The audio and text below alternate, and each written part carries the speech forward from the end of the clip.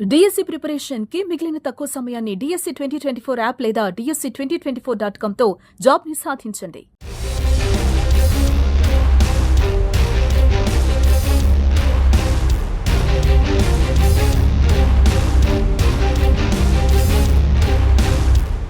ఎప్పుడూ లేని విధంగా ఈసారి ఆంధ్రప్రదేశ్లో పిడుగుపాటు మే నెలలో పిడుగుపాట్లు ఎక్కువ గురవడం, పిడుగుపాట్లకి దాదాపు 8 మంది వరకు పిడుగుపాటు బలైపోవడం జరిగింది. ఈ పిడుగుపాట్లు ఎందుకు వస్తున్నాయని తెలుసుకునే ముందు అసలు ఈ పిడుగుపాటుకి సంబంధించిన మెసేజ్లు, అలర్ట్ మెసేజ్లు అనేది విపత్తు నివారణ సంస్థ అలర్ట్ మెసేజ్లు పంపిస్తుంది. ఆ అలర్ట్ మెసేజ్ల వల్ల చాలామంది తమ ప్రాణాలని సేవ్ చేసుకోగలిగారు. మీ వెనకాల చూపిస్తున్నాను, ఒకసారి మన స్క్రీన్లో చూడొచ్చు. బ్రాడ్కాస్ట్ మెసేజ్లు పంపిస్తున్నారు. ఏపీ విపత్తు నివారణ సంస్థ మీ పరిసర ప్రాంతాల్లో పిడుగులు పడే అవకాశం ఉంది. ఉరుములు మెరుపులతో కూడిన వర్షం పడేటప్పుడు చెట్లు, టవర్స్, పోల్స్, పొలాలు, ఇతర బహిరంగ ప్రదేశాల్లో ఉండరాదు. సురక్షితమైన భవనాల్లో ఆశ్రయం పొందాలి అని డిజాస్టర్ మేనేజ్మెంట్కి సంబంధించిన ఒక మెసేజ్. అంటే మన ప్రాంతాల్లో పిడుగులు పడితే దాదాపుగా ఒక 40 నిమిషాల ముందే అలర్ట్ చేస్తున్నారు. అలర్ట్ వల్ల అంటే ఇప్పుడు చనిపోయిన 7 కాదు, అలర్ట్ చేయకపోయి ఉంటే ఎంతమంది చనిపోయేవారు. సో ఈ అలర్ట్ మెసేజ్ని, టెక్నాలజీని వాడుకోవడం వల్ల చాలామంది ప్రాణాలని కాపాడుతున్నారు ఏపీ ప్రభుత్వం, ఏపీ డిజాస్టర్ మేనేజ్మెంట్ కూడా. సో ప్రస్తుతం ఈ విషయాలు తెలియజేయడానికి ఏపీ డిజాస్టర్ మేనేజ్మెంట్ ఎండి కోరనాథ్ గారు. సార్ నమస్తే. సార్ టెక్నాలజీని ఉపయోగిస్తున్నారు, చాలామందిని రక్షిస్తున్నారు. అన్ఫార్చునేట్లీ 7 చనిపోయారు వడగాల్పుల వల్ల. సో ఎలా అలర్ట్ మెసేజ్ని మీరు ఎలా పంపించగలుగుతారు? ఇప్పుడు దీన్ని ఏంటంటే ఏపీ ల్యాంప్స్ అని ఇక్కడ ఉందండి, Andhra Pradesh lightning alert management system. ఈ సిస్టమ్ ద్వారా ఏంటంటే ఐఐటిఎం పూణే దగ్గర నుండి మనకి ఏంటంటే ఈ అలర్ట్ వస్తుంది. ఇప్పుడు మనకి 2 రకాలుగా ఐఎండి ద్వారా కూడా వస్తాయి అలర్ట్స్. ఇప్పుడు చూసుకుంటే మనకి ఇప్పుడు ప్రజెంట్ అమలాపురంలోకి వచ్చేటప్పుడు సెకనేటిపల్లి మండలంలో, సో మనకి ఇప్పుడు ఒక విలేజ్లోన పిడుగు పడుతుందని చెప్పేసి మీకు అక్కడ చూపిస్తున్నారు. ఆ రెడ్ మార్క్ వచ్చింది చూసారు కదా, సో ఈ ఏరియా. సో ఇప్పుడు ఇక్కడ పడుతుందని చెప్పేసి దాన్ని మనం ఏం చేస్తామంటే, సో క్యాప్ దీంట్లోకి వెళ్ళి అంటే కామన్ అలర్ట్ ప్రోటోకాల్, సో దాంట్లోకి వెళ్ళి మనం ఇప్పుడు క్లిక్ చేస్తాం మండల్ సెకనేటిపల్లి. సో అక్కడ కొట్టేటప్పటికి పాలిగాన్ మనకంటే ఈ ఏరియా వచ్చింది. ఇప్పుడు మీకు చూసుకోండి ఒకసారి, ఈ ఏరియా చూశారు కదా, గుదిముల అండ్ ఈ రకంగా ఏంటంటే ఆ విలేజెస్ని అది మార్క్ చేసి ఈ ఏరియాలో ఇప్పుడు మనకి ఏంటంటే పిడుగుపడే అవకాశం ఉందని చెప్పేసి సో మనకు తెలియజేస్తుంది. దాన్ని ఇప్పుడు బేస్ చేసుకొని ఆ ఏరియాకి సంబంధించి ఎన్ని టవర్స్ ఉన్నాయి అండ్ నెక్స్ట్ వన్ ఎంతమంది సబ్స్క్రైబర్స్ ఉన్నారు అంటే సర్వీస్ ప్రొవైడర్స్ ఎంతమంది ఉన్నారు, లైక్ ఏంటంటే జియో కానీ, బిఎస్ఎన్ఎల్ కానీ, ఎయిర్టెల్ కానీ, వీళ్ళందరూ కూడా ఎంతమంది ఉన్నారనేది మనకి ఇప్పుడు చూపిస్తుంది. సో చూపించిన తర్వాత ఆ సెల్ టవర్స్కి మనం మెసేజ్ పంపించడం జరుగుతుంది. ఉదాహరణ చూసుకోండి, బిఎస్ఎన్ఎల్ 3399, రిలయన్స్ వచ్చేటప్పుడు 17,904, వోడాఫోన్ ఐడియా 5,787, సో ఎయిర్టెల్ వచ్చేటప్పటికి 18,466. సో మొత్తం వీళ్ళందరూ కూడాను ఆ టవర్స్ పరిధిలో ఉన్నారు. వాళ్ళందరికీ ఇప్పుడు ఏం చేస్తామంటే మేము, సో చూసుకోండి, సెలెక్ట్ ఈవెంట్ అని పెట్టి లైట్నింగ్, ఎందుకంటే పిడుగు పడుతుంది కాబట్టి లైట్నింగ్ ఇచ్చేస్తాం. డేట్ మీద క్లిక్ చేస్తారు. క్లిక్ చేసి మనకి ఇప్పుడు ఎన్ని గంటలకు పడుతుందో కూడా మనం అక్కడ ఇవ్వడం జరుగుతుంది. సో ఆటోమేటిక్గా సో వాళ్ళకి వెళ్ళాల్సిన మెసేజ్ వెళ్ళిపోతుంది.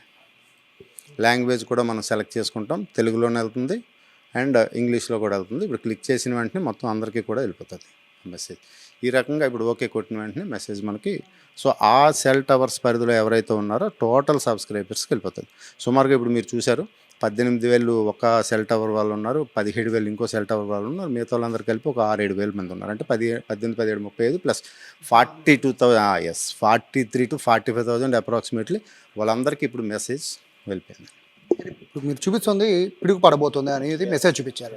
ఇది ఇప్పుడు మెసేజ్ ఆల్రెడీ వాళ్ళకి సెండ్ అయిపోయింది కదా సార్, అంటే ఎప్పట్లో పిడుగు పడే అవకాశం ఉంది? అరగంట నుండి 40 minutes. So half an hour నుండి 40 మినిట్స్ లోపు ఇప్పుడు వాళ్ళకి పడినట్టు అంటే పడబోతుందని చెప్పేసి ఇప్పుడు ఆల్రెడీ మనం పంపించడం జరిగింది. ఇప్పుడు ఈ మీరు చెప్పిన అలర్ట్ మెసేజ్ వరకు బాగానే ఉంది సార్. ఇప్పుడు ఈ అరగంటలో ప్రజలు ఏం చేయాలి, ఎక్కడ వాళ్ళు అలర్ట్ అవ్వాలి? ఇప్పుడు ఏంటంటే మనకి విలేజెస్లో ఉన్న వాళ్ళు కానీ, లేదు అంటే ఇంకెక్కడైనా మెయిన్ రోడ్స్ మీద, లేదంటే దగ్గరలో ఉన్న అర్బన్ ఏరియాస్ లేదంటే సబర్బన్ ఏరియాస్లో ఉన్న వాళ్ళకి పర్వాలేదు. దగ్గరలో ఉన్న బిల్డింగ్స్ ఏమైనా ఉంటే సో అక్కడ వాళ్ళు సో ఆశ్రయం తీసుకునే అవకాశం ఉంటుంది. కానీ పొలాల్లో ఉన్న వాళ్ళ ఊరికి ఏంటంటే ఒక 30 మినిట్స్లో కూడా వచ్చి అవకాశం కూడా ఉండదు. అటువంటి వాళ్ళు ఏంటంటే దగ్గరలో ఉన్న ఎక్కడైనా మండపాలు కానీ, లేకపోతే టెంపుల్స్ కానీ, లేకపోతే కమ్యూనిటీ బిల్డింగ్స్ కానీ, అంటే మీకు తెలిసి ఉంటుంది, ఇప్పుడు పల్లెటూరులో వచ్చేటప్పటికి మనకి ఏంటంటే కమ్యూనిటీ వెల్స్ ఉంటాయి. కమ్యూనిటీ వెల్స్ దగ్గరలో ఒక చిన్న మందిరాలు అలాంటివి కడుతుంటారు. అలాంటి దగ్గరికి ఇప్పుడు మనకి ఏంటంటే ఎక్కువ మంది చనిపోతున్న వాళ్ళు కూడా ఎవరంటే వ్యవసాయదారులు అండ్ వేస్ సేకర్సు అండ్ షెఫర్డ్స్, అంటే ఇప్పుడు గొర్రెల కాపర్లు, వీళ్ళందరూ ఉంటాయి. ఇటువంటి వాళ్ళు వీటికి దొరుకుతున్నారు. సో అటువంటి వాళ్ళు ఆ దగ్గరలో ఉన్న ఏంటంటే ఆ మండపాలు కానీ మందిరాలు కానీ లేకపోతే ఇంకేదైనా అదర్ షెల్టర్స్ ఏమైనా ఉంటే అక్కడ ఆశ్రయం తీసుకుంటే సో ఈ 1/2 అవర్ 40 మినిట్స్లో పడుతుంది కాబట్టి తర్వాత మళ్ళీ వాళ్ళ కార్యక్రమాలు చేసుకోవచ్చు, అదర్వైజ్ ఇంటికి వచ్చేయచ్చు. అప్రాక్సిమేట్గా ఒక 1 ఇయర్లో పిడుగుపాటుకి ఎంతమంది చనిపోతున్నారు? సో 2018 నుండి కానీ మనం స్టాటిస్టిక్స్ తీసుకుంటే 2018లో సుమారుగా 135 మంది, సుమారుగా 137 వచ్చు, 135 మంది. 2019 వచ్చేటప్పుడు సుమారుగా 80 మంది.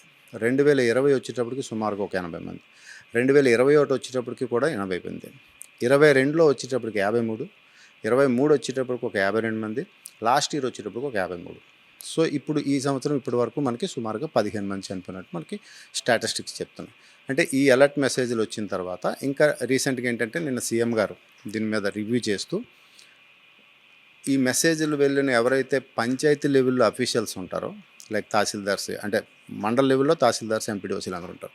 పంచాయతీ లెవెల్కి వచ్చేటప్పుడు గ్రామ పంచాయతీ కార్యదర్శి కానీ, విఆర్ఓ కానీ, అదర్ సెక్రటేరియట్ సిబ్బంది కానీ ఈ మెసేజ్ చూసిన వెంటనే ముందు ఫస్ట్ ఆఫ్ ఆల్ గ్రామంలో దండోర వేయించి ఎవరైనా కానీ పొలాల్లోకి వెళ్ళుంటే అంటే ఆ పాలిగన్ పరిస్థితి ఏరియాలో ఒక బైక్ మీద వెళ్ళి కానీ లేకపోతే వాళ్ళకి ఇమీడియట్గా అక్కడ నుండి ఫోన్ చేసి పిడుగుపడే అవకాశం ఉంది, మీరు వెనక్కి వచ్చేయండి, లేదంటే దగ్గరలో ఉన్న సురక్షిత ప్రాంతాలకు వెళ్ళి ఆశ్రయం పొందండి అని చెప్పి ఇన్స్ట్రక్షన్స్ ఇమ్మన్నారు.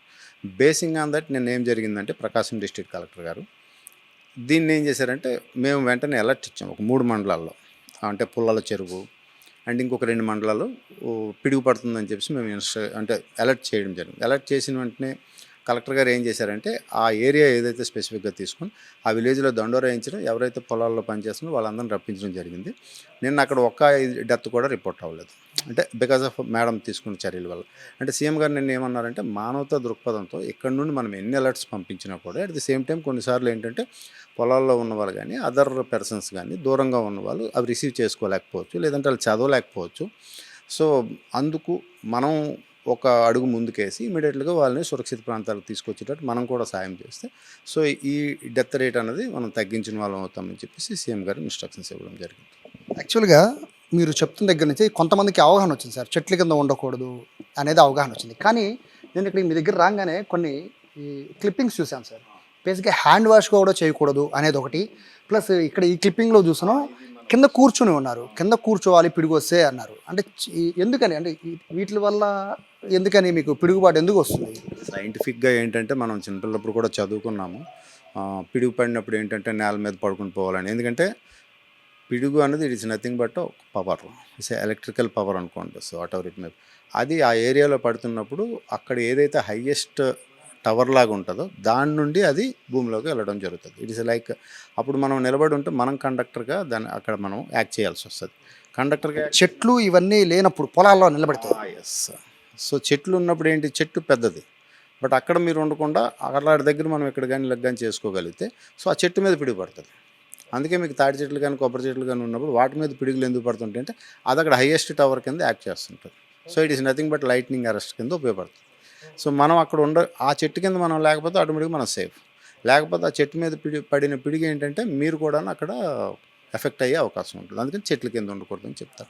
మరొక మెసేజ్ చూసాను సార్, ఇక్కడ హ్యాండ్ వాష్ చేయకూడదని ఇక్కడ చూసాను సార్. స్నానం చేయకూడదు, హ్యాండ్ వాష్ చేయకూడదు అన్నారు. పిడుగు పడేటప్పటికి హ్యాండ్ వాష్కి ఏంటి సార్ సంబంధం? అంటే అది ఇంట్లోకి నేను అదే చెప్పాను, వాటర్ అన్నది బెస్ట్ కండక్టర్ అండి పవర్ సప్లైకి. అందుకని వాటర్ రిలేటెడ్ వర్క్స్ చేయకూడదని చెప్పేసి మనం ఇచ్చేస్తాం. అలాగే డో నాట్ యూస్ టెలిఫోన్ అన్నారు. టెలిఫోన్ కూడా మీరు ఎలక్ట్రోమాగ్నెటిక్ వేవ్స్ మీద పనిచేస్తుంది, మీకు తెలుసు. సో అది కూడా పిడుగు తాలూకు ఇదిని పవర్ని తీసుకుంటుంది కాబట్టి అటువంటివి యూస్ చేయొద్దు. అలాగే పవర్ సప్లైకి సంబంధించినవన్నీ కూడా చేయకూడదు. బయట ఉన్న స్విమ్మింగ్ పూల్స్లో కానీ చెరువుల్లో కానీ మనం ఈత కొట్టకూడదు. అవి వచ్చినప్పుడు బయట మనం ఆడుకోకూడదు. ఇవన్నీ దాంట్లో సంబంధించినవి ఈ పిక్చర్స్ అన్నీ కూడా. పిడుగు పడే ప్లేస్ మీరు ఐడెంటిఫై చేసి మెసేజ్ పంపిస్తున్నారు. బేసిక్గా మాలాంటి వాళ్ళు ఏంటంటే పిడికి ఎక్కడో పడుతుందిలే, మనం సిటీలో ఉన్నాం అనే గ్యాడ్జెట్స్ వాడుతూ ఉంటాం, స్నానాలు చేస్తూ ఉంటాం, కానీ ఆ సౌండ్ మాత్రం టాప్ లెవెల్ వస్తుంది. సో అట్లా అంటే నియర్ బై పిడుగు పడితే కూడా ఇక్కడ ఉన్న వాళ్ళకి ఇబ్బంది ఉంటుంది సార్. అదే కదా ఇప్పుడు ఎలక్ట్రికల్ ఇది చేసినప్పుడు మనకు అది కండక్టర్ కింద మనం ఉపయోగపడితే మన ఏరియాలో కూడా ఏంటంటే బిల్డింగ్ కట్టినప్పుడు మనం ఏంటంటే ఇప్పుడు లైట్నింగ్ అరెస్ట్ను వాడుతుంటాం. సో ఆ లైట్నింగ్ అరెస్ట్ ద్వారానే ఆటోమేటిక్గా ఏంటంటే పిడుగు అన్నది భూమిలోకి వెళ్ళిపోతుంది. ఆ వైర్ మనం కనెక్షన్ ఏదైతే ఇస్తామో లైట్నింగ్ కండక్టర్ అంటారు, దాని ద్వారా వెళ్ళిపోతుంది. కాబట్టి బిల్డింగ్లో ఉన్న వాళ్ళకి కానీ ఇంకోళ్ళు కానీ హాని జరుగుతుంది. But at the same time water related activities చేసినప్పుడు ఆ వాటర్ కూడాను తీసుకోవడానికి అవకాశం ఉంటుంది. కాబట్టి అటువంటి పనులు చేయొద్దు అని చెప్తాం.